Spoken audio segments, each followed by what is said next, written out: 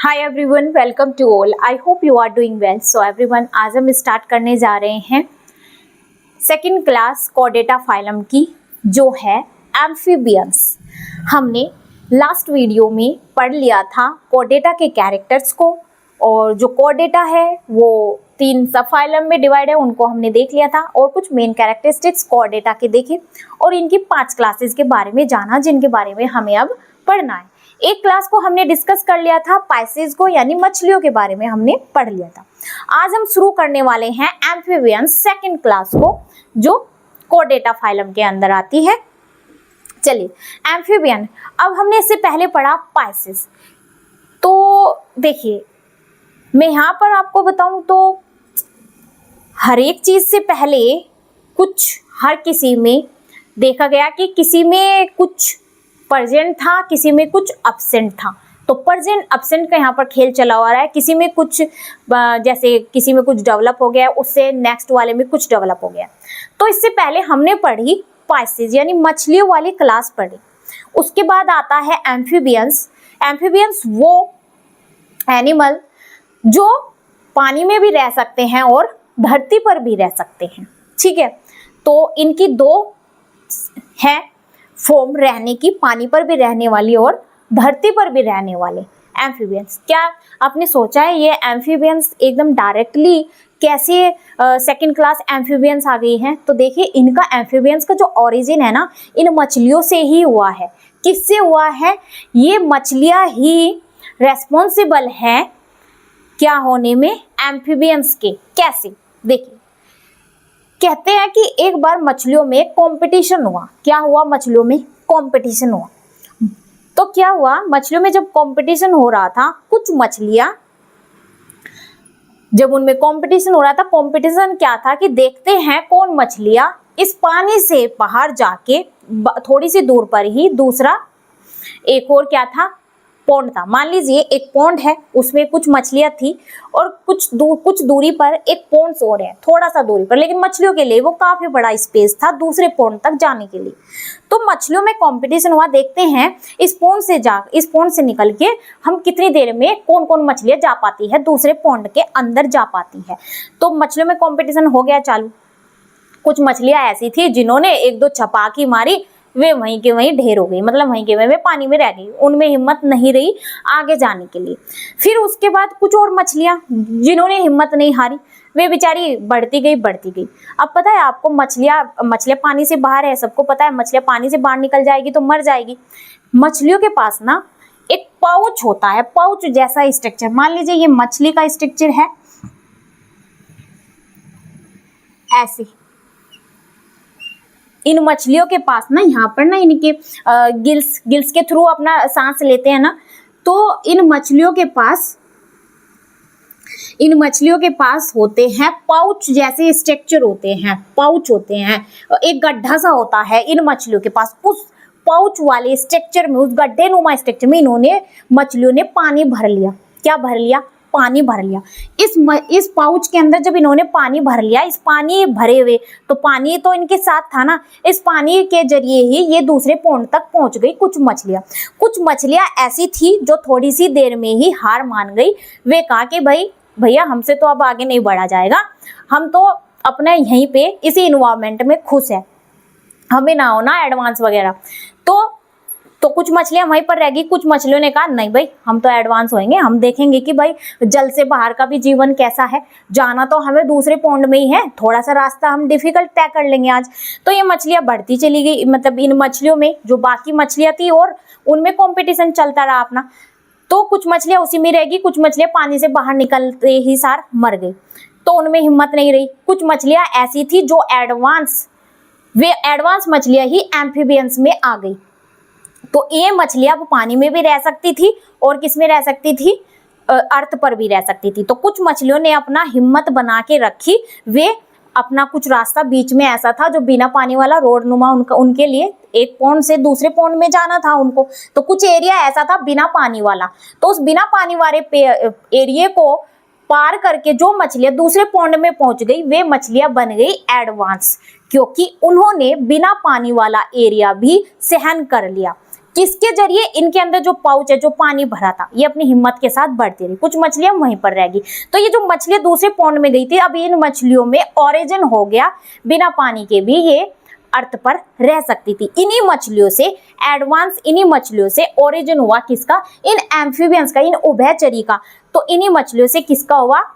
तो मछलियां किससे आए? ये जो एम्फीबियंस आए किससे आए? मछलियों से ही आई। उन मछलियों से जो मछलियां बिना पानी के भी कुछ टाइम के लिए रह सकती थी। तो इन्हीं का ये एडवांस फॉर्म है कौन? एम्फीबियंस। तो ये एक छोटी सी स्टोरी के जरिए आपने समझा। तो चलिए अब बात करते हैं एम्फीबियंस। तो एम्फीबियंस क्या होते हैं? जो पानी में भी रह सकते हैं और धरती पर भी रह सकते हैं। एम्फी का मतलब डुअल, बियन, जीवन। तो देखिए एम्फी, डुअल, एम्फी का मतलब डुअल यानी दोहरा जीवन जीने वाले, दोहरा जीवन जीने वाले के लिए एम्फी, डुअल, डुअल का मतलब दोहरा लाइफ जीने वाले। अब जीवन के लिए बियंस, बियंस का मतलब है बायो, बायो से ही आया है, ठीक है, बायो से ही आया। तो बायोस का मतलब क्या होता है? जीवन, लाइफ, जीवन, दोहरा जीवन जीने वाले एनिमल्स को बोलते हैं एम्फीबियंस। क्या बोलते हैं इनको? एम्फीबियंस बोलते हैं, दोहरा जीवन जीने वालों को। तो ये बताया गया, जो अर्थ पर रहे और जो पानी पर भी रहे, पानी के अंदर भी रहे और अर्थ पर भी रहे, इन्हें एम्फीबियंस बोलते हैं। चलिए पहले कैरेक्टर की बात करें। मछलियों में हमने 2 चैम्बर हार्ट देखा था। अब एम्फीबियंस में क्या आ गया है? एडवांस है ये मछलियों से। इनमें जो हार्ट है वो 3 चैम्बर है। कैसा हार्ट है? इस टाइप का हार्ट है। अब इसमें 3 चैम्बर बन गए, 1 2 3। तो इस टाइप से हार्ट का स्ट्रक्चर, इनके पास 3 चैम्बर वाला हार्ट है। कोल्ड ब्लडेड एनिमल्स है ये भी, मैंने बताया था।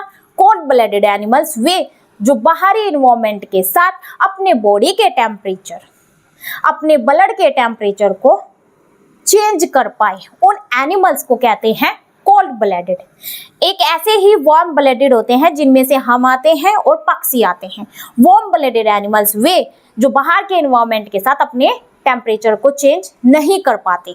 अब देखिए, अगर हम ज़्यादा ठंडी वाले इलाके में चले जाएं तो हमें ठंडी लग जाती है, तो हमारी बॉडी का क्या होता है? टेम्परेचर दूसरे टेम्परेचर के साथ हम अपने बॉडी के टेम्परेचर को सेट नहीं कर पाते। हमारा बॉडी टेम्परेचर कांस्टेंट होता है, तो हम बीमार पड़ जाते हैं। थोड़ा सा भी हमारा अगर टेम्परेचर ज़्यादा हो जाए, लो हो जाए, तो हम बीमार हो जाते हैं। तो हम कैसे हैं? वार्म ब्लडेड वाले। ये कैसे हैं? ये किसी भी इन्वायरमेंट में चले जाएंगे, अपने बॉडी के टेम्परेचर को क्या कर लेंगे? सेट कर लेंगे उस इन्वायरमेंट के अकॉर्डिंग। रेस्पिरेशन, ये 3 तरीके से रेस्पिरेशन करते हैं एम्फीबियन। स्किन के थ्रू, गिल्स के थ्रू, लंग्स के थ्रू। स्किन के थ्रू कब करते हैं? जब ये एम्फीबियन पानी के अंदर रहते हैं। पानी के अंदर रहेंगे तो ये अपने स्किन के द्वारा सांस लेंगे, ठीक है, पानी के अंदर रहेंगे, स्किन के द्वारा सांस लेंगे। अब यहां पर देखिए गिल्स, तो गिल्स भी कहाँ करते हैं? पानी के अंदर ही तो सांस लेते हैं। अब यहाँ पर हम आगे बात करें, जैसे मैंने आपको बताया ये स्किन के अंदर लेते हैं। देखिए कई बार क्या होता है कि जब लगता है इनका मेंढक किसी ऐसे प्लेस पर है जहाँ पर पानी भी नहीं है, जहाँ पर वे अर्थ पर भी नहीं रह सकते, तो वहां पर ही अपने स्किन के द्वारा सांस लेते हैं। स्किन के थ्रू कब लेंगे? एक टर्म आता है हर्बिनेशन।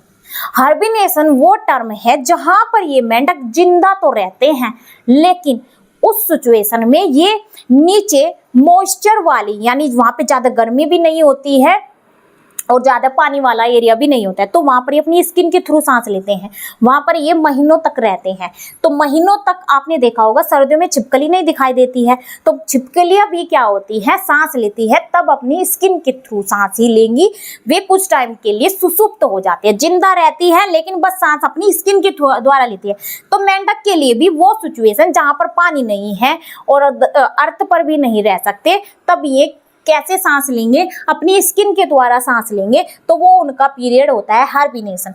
गिल्स के थ्रू, तो गिल्स का मैंने बताया था पानी वाले, तो गिल्स के थ्रू कौन लेंगे, मेंढक। मेंढक के जो बच्चे होते हैं ना, वे बच्चे जो मेंढक के होते हैं वे जो सांस लेते हैं गिल्स के थ्रू सांस लेते हैं। और बच्चे कहाँ होते हैं, पानी के अंदर होते हैं।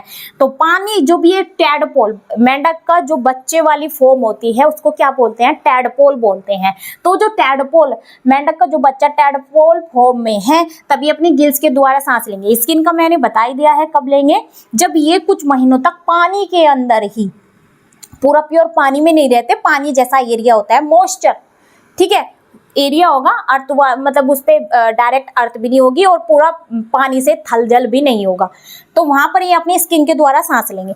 और गिल्स के द्वारा कहाँ लेंगे, जब ये पानी के अंदर ही रहते हैं। और लंग्स के द्वारा जब ये अर्थ पर प्रेजेंट होते हैं, वो एम्फीबियंस, जब ये मेंढक कहाँ होते हैं, अर्थ पर होते हैं, तो ये लेते हैं, यानी लंग्स के द्वारा अपना सांस लेंगे। लंग्स के द्वारा कब लेंगे, अर्थ पर कब आते हैं, जब ये एडल्ट मेंढक बन जाते हैं। वयस्क मेंढक अपने लंग्स के द्वारा सांस लेता है। यहाँ पर मैं लिखूं तो लंग्स के द्वारा कौन लेगा, एडल्ट मेंढक। जब मैच्योर मेंढक हो जाता है तभी अपने लंग्स के द्वारा सांस लेते हैं मेंढक, एडल्ट फॉर्म में। गिल्स के थ्रू कब लेंगे, जब ये टैडपोल होते हैं, जब ये बच्चा होता है, मेंढक बच्चे फॉर्म में होता है, टैडपोल होता है, तो टैडपोल अपने गिल्स के द्वारा सांस लेते हैं।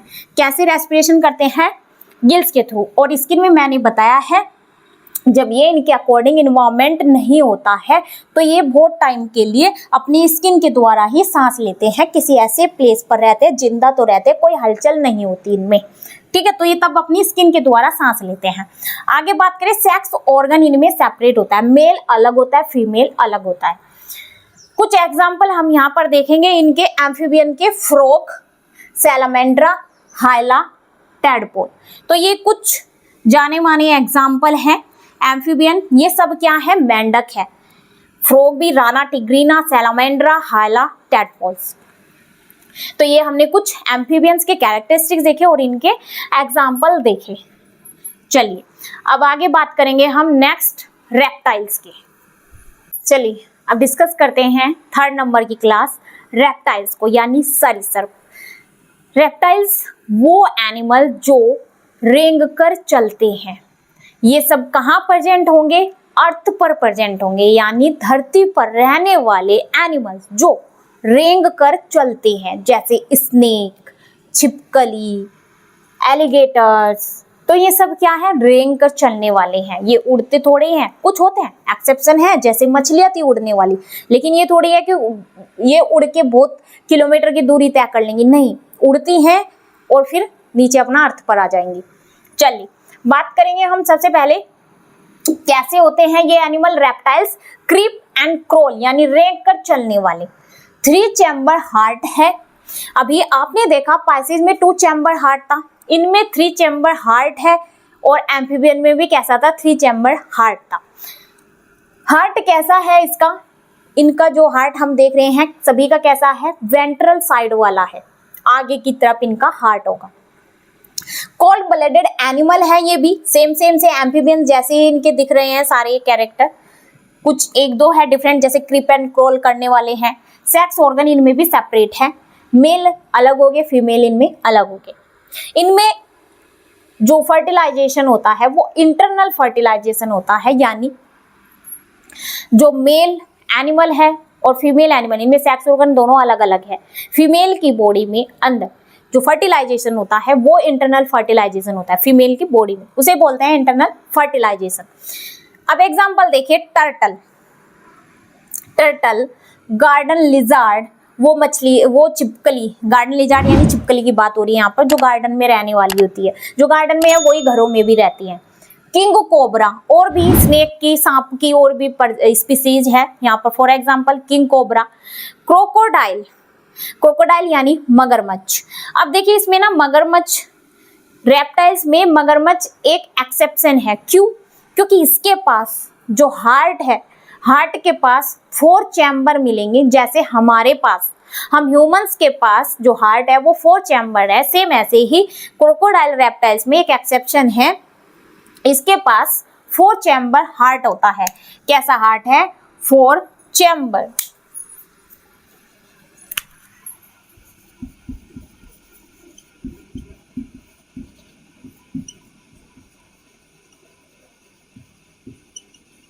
4 चैम्बर्ड हार्ट। किसके पास? क्रोकोडाइल के पास। आगे देखिए वाइपर, ये भी सांप की एक स्पीसीज है। डैक्रोन, डैक्रोन ऐसी छिपकली है जो उड़ने वाली होती है, इसे बोलते हैं फ्लाइंग लिजार्ड। जैसे उड़ने वाली मछली थी एक्सोकोइटस, वो कैसी थी? उड़ने वाली थी, उड़ी थोड़ा सा ऊपर फिर पानी में आ गई, ऐसे ये उड़ेगी फिर अर्थ पर आ जाएगी, उड़ेगी फिर अर्थ पर आ जाएगी। कौन? डैक्रोन, उड़ने वाली मछली। इनको ना स्पेशल याद रखा करो, जो थोड़े डिफरेंट से ये होते हैं एग्जाम्पल। जैसे हेलोडन, जहरीली मछली है। एलिगेटर, घड़ियाल, एलिगेटर घड़ियाल की बात हो रही है। तो ये सब क्या है? रेंगने वाले सरीसृप हैं। सब कैसे आते हैं रेप्टाइल्स में? रेंगने वाले आते हैं। चलिए अब फोर्थ क्लास देखेंगे, एव्स यानी पक्षी। बात करेंगे फोर्थ नंबर की क्लास, एव्स यानी पक्षियों के बारे में। तो देखिए पक्षियों के बारे में हम यहाँ पर बात करेंगे, पक्षी यानी उड़ने वाले, ये अर्थ पर भी रह सकते हैं और उड़ सकते हैं पक्षी। चलिए तो इनके पास जो चैम्बर, जो हार्ट है वो कैसा है? 4 चैम्बर हार्ट है। कैसा हार्ट है? 4 चैम्बर। तो देखिए कुछ ऐसे इनके पास हमारा जैसा हार्ट होता है, 4 चैम्बर वाला, 1 2 3 4, ऐसे 4 चैम्बर होता है इनके हार्ट का। रेस्पिरेशन ये करते हैं लंग्स के थ्रू।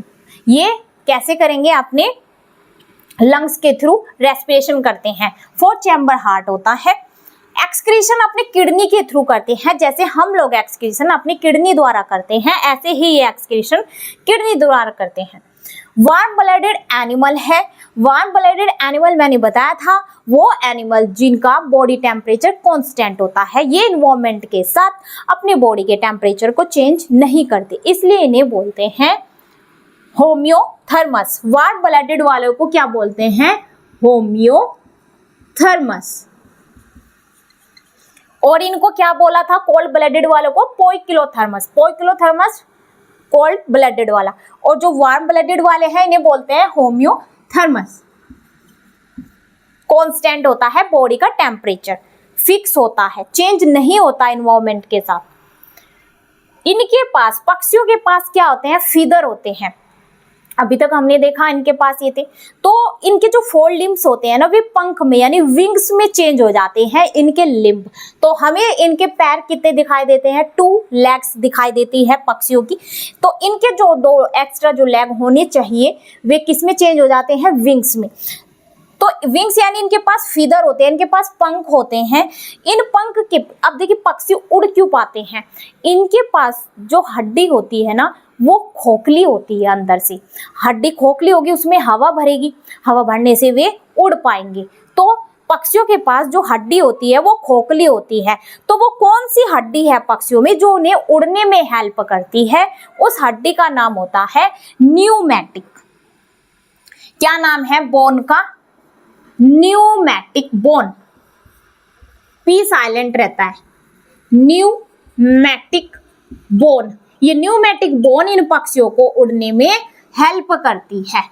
कौन करती है? Pneumatic bone. इस बोन की हेल्प से ये उड़ पाते हैं पक्षी। अब कुछ एग्जांपल देखिए, ऑस्ट्रिच, क्रो, कोवा, पिजन, कबूतर, पैरट, पेंगुइन।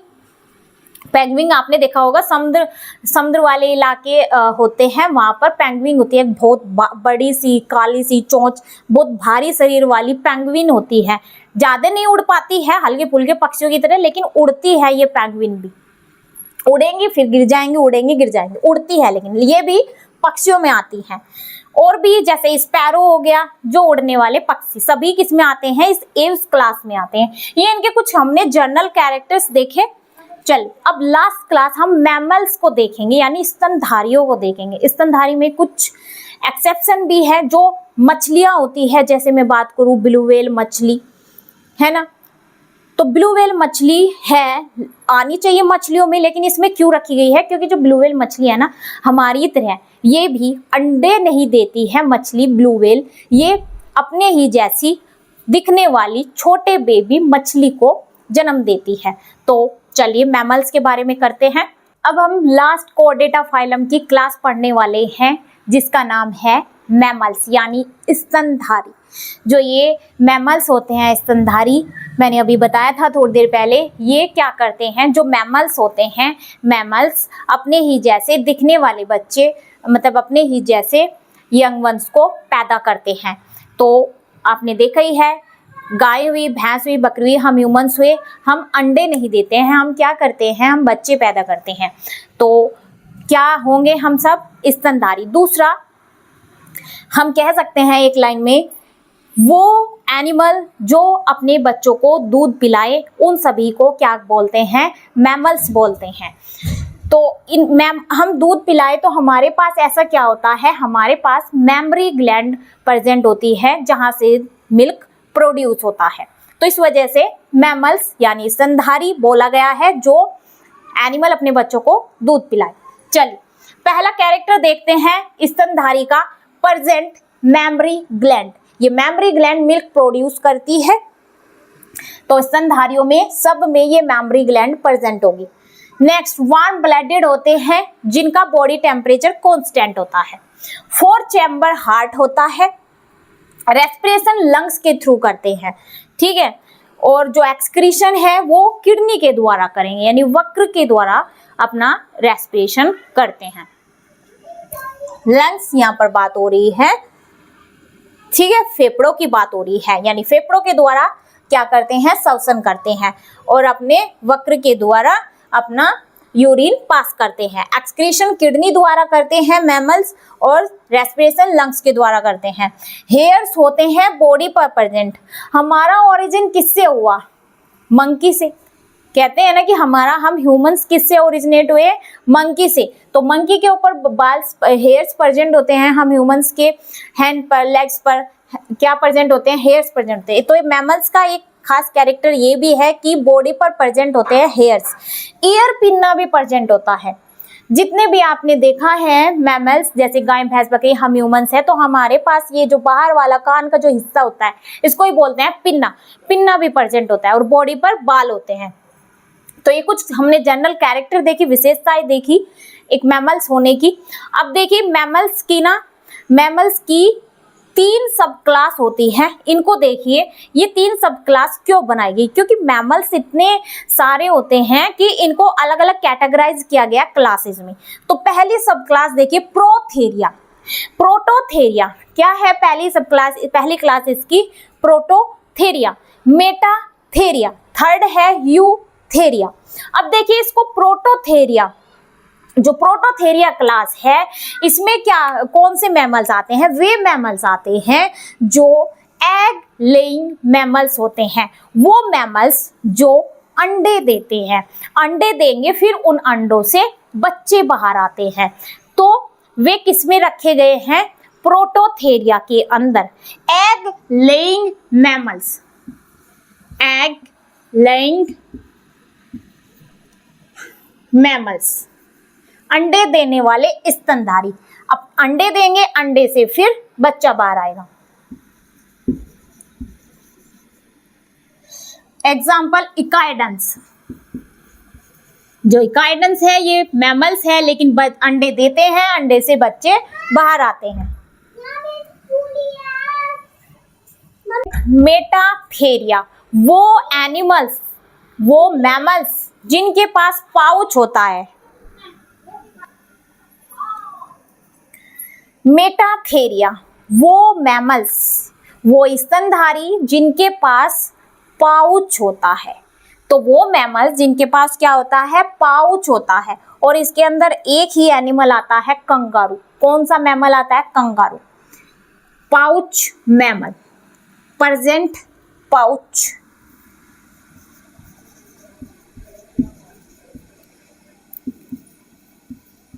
Pouch mammal. देखिए इसको ना, ये जो कंगारू है इनको मार्सुपियल भी बोलते हैं। क्या बोलते हैं? मार्सुपियल।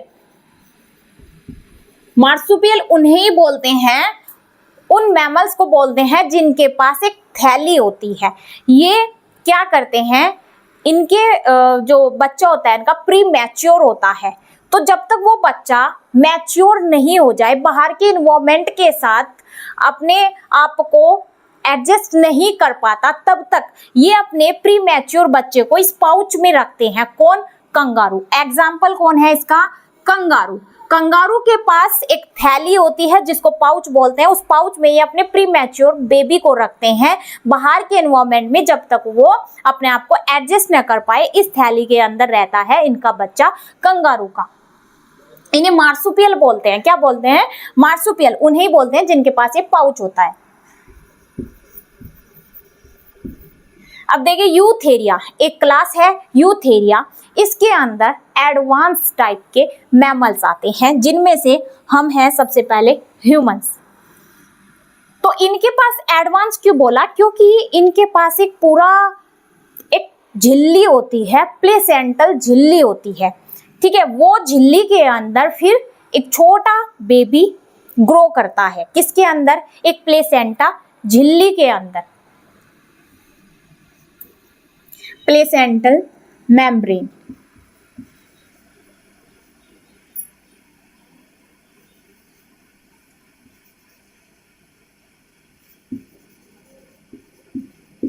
एक प्लेसेंटल मेम्ब्रेन होती है इसके पास। इस मेम्ब्रेन के अंदर ही जो है बच्चा ग्रो करता है। तो ये है यूथेरिया क्लास के अंदर एडवांस टाइप के। एग्जाम्पल, ह्यूमन बीइंग,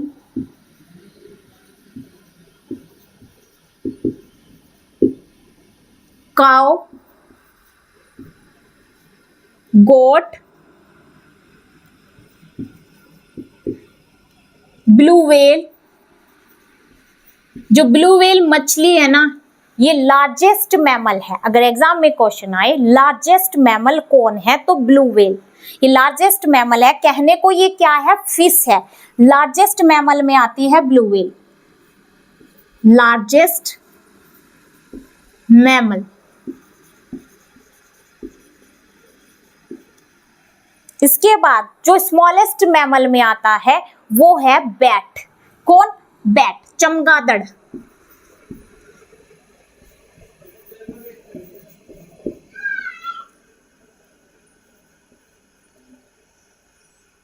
चमगादड़ क्या है? Smallest mammal.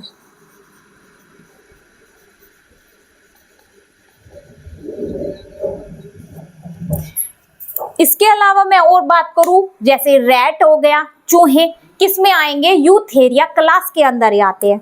यूथेरिया क्लास कैसी है? एडवांस टाइप की क्लास है, जिसके अंदर क्या है? सब एक अपने ही जैसे दिखने वाले बच्चे को पैदा करने वाले स्तनधारी, वे सब किसके अंदर आते हैं? यूथेरिया क्लास के अंदर, एडवांस टाइप के, जिनमें से ह्यूमन बीइंग, काउ, गोट, रैट, ब्लू व्हेल मछली, ये कहने को मछली है लेकिन एक लार्जेस्ट मैमल्स होती है। स्मॉलेस्ट मैमल बैट यानी चमगादड़।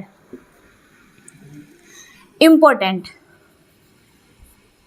बैट भी इंपॉर्टेंट, क्योंकि ये स्मॉलेस्ट मैमल और लार्जेस्ट मैमल से क्वेश्चन पूछा जा सकता है, ये भी इंपॉर्टेंट है। तो ये सब किसके अंदर आते हैं? यूथेरिया क्लास के अंदर आते हैं। तो 3 सब क्लास थी, प्रोटोथेरिया, मेटाथेरिया, यूथेरिया।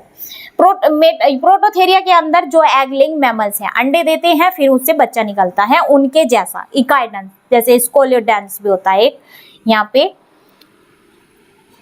ठीक है, इकाइडेंस हो गया, स्कोलियोपेडेंस होता है एक। मेटाथेरिया क्लास के अंदर जो आते हैं, कंगारू आता है, और क्या होता है इसके पास? इस मैमल्स के पास पाउच होता है, इन्हें मार्सुपियल भी बोलते हैं। यूथेरिया क्लास के अंदर एडवांस टाइप के, जैसे ह्यूमंस हो गए, काउ, भैंस, बकरी, ये सब। और ये यहाँ पर बताया लार्जेस्ट मैमल और स्मॉलेस्ट मैमल। आई होप यहाँ तक आपको एकदम अच्छे से क्लियर हुआ होगा, एक एक चीज समझ में आई होगी। चलिए फिर आज के सेशन को यहीं तक रखते हैं, और एनिमल किंगडम आज फिनिश हो गया है। अब इसके बाद हम नेक्स्ट टॉपिक पढ़ने वाले हैं। नेक्स्ट टॉपिक पढ़ने से पहले हम सबसे पहले इनके क्लास वो लगाएंगे क्वेश्चन। टिश्यू वाले के, हमने टिश्यू वाला जो टॉपिक पढ़ा था उसके भी क्वेश्चन नहीं लगाए हैं अभी तक, और इसके लगाएंगे। तो 2-3 क्लास अब हम क्वेश्चन की लेने वाले हैं। चलिए, तो आज हमारा एनिमल किंगडम खत्म होता है। मिलते हैं अब नेक्स्ट वीडियो में नेक्स्ट टॉपिक के साथ। आई होप यहाँ तक आपको एकदम अच्छे से समझ में आया होगा। जो पहली बार चैनल पर आए हैं, चैनल को सब्सक्राइब करना मत भूलिएगा। अगर आपको ये अच्छा लगा हो हमारा सेशन, तो इसे लाइक शेयर करना मत भूलिएगा। Thank you so much.